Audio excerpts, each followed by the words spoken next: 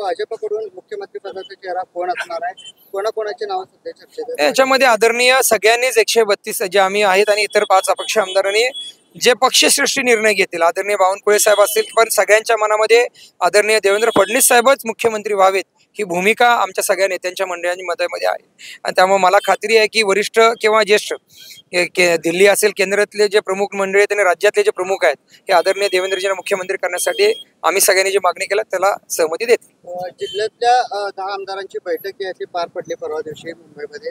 एकंदरीत जिल्ह्यामध्ये किती पालकमंत्री मंत्रिपद जाऊ शकतं आणि किती मंत्रिपद येऊ शकतात, काय चर्चा झाली का? नाही या संदर्भात चर्चेत आहे का? नाही या संदर्भात काहीही नाही. जे आम्हाला आमचे नेते तिन्ही नेते आदरणीय एकनाथजी शिंदे साहेब, देवेंद्रजी आणि आदरणीय अजितदादा हे जे निर्णय देतील ते सगळे आम्ही 10 आमदार समजून घेऊन एकमेकाला साथ देऊन कोल्हापूरच्या जिल्ह्याच्या विकासासाठी सकारात्मक राहून काम करणार आहोत.